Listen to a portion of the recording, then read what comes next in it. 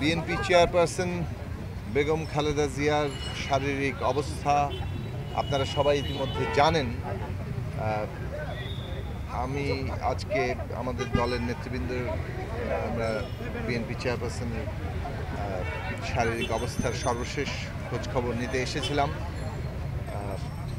তাঁর যারা চিকিৎসক আছেন, বিশেষত বিএনপির স্থায়ী কমিটির সদস্য ডক্টর এজেডএম জাহিদ ভাই আছেন, সাথে ডক্টর শাহাবুদ্দিন সেখানে যার সার্বক্ষণিকভাবে তার চিকিৎসার তদারকি করছেন। তাদের বক্তব্য হচ্ছে যে তিনি তুলনামূলকভাবে স্টেবল আছেন। গত কয়েকদিন যেভাবে ছিলেন তার বিভিন্ন ধরনের চিকিৎসা চলছে, ইনক্লুডিং ডায়ালিসিস। এই মুহূর্তেই তার ডায়ালিসিস চলছিল। তো মোটামুটিভাবে তিনি সবাই ডাক্তাররা বলেছেন যে তারা তাদের সর্বোচ্চ চেষ্টা করছেন এবং তারা তাদের যতটুকু আশা তারা। কালার এক্সপার্ট, জর্জ স্যাপ এবং মাইল্ড অন হ্যান্ডস টেকনোলজি সমৃদ্ধ অরিক্স ক্রিস্টাল ওয়াশ আপনার লন্ড্রি এক্সপার্ট ধরে রেখেছেন এবং সেই চিকিৎসাটা চালিয়ে যাচ্ছেন।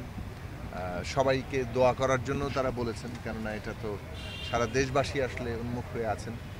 বেগম খালেদা জিয়া, যাকে বাংলাদেশের মানুষ দেশনেত্রী হিসেবে অভিহিত করেন, বিশেষত গত 15 বছরে যেভাবে তিনি নির্যাতন, কারাভোগ এই সমস্ত কিছু মোকাবেলা করে ফ্যাসিবাদের বিরুদ্ধে লড়াইয়ে মানুষের আশা ভরসার কেন্দ্র হিসেবে ছিলেন।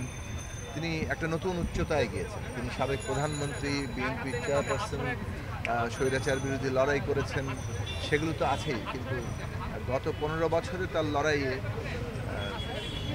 যে উচ্চতায় তিনি পৌঁছেছেন এবং বিশেষভাবে অভ্যুত্থানের পরে বাংলাদেশের গণতান্ত্রিক রূপান্তরে এখন তিনি অন্যতম কেন্দ্রীয় জায়গায় আছেন।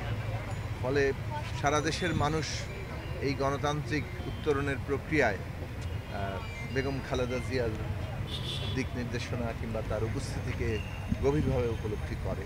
ফলে সবাই আমরা মনে করি যে সারা দেশবাসী তার জন্য দোয়া করা দরকার, আর দোয়া করছেন এবং আশা করি দেশের মানুষের ভালোবাসায়, দোয়ায় এবং চিকিৎসকদের অবশ্যই সার্বক্ষণিক যে চিকিৎসা চলছে তিনি সুস্থ হয়ে আবার ফিরবেন, আমরা সেই আশা করি।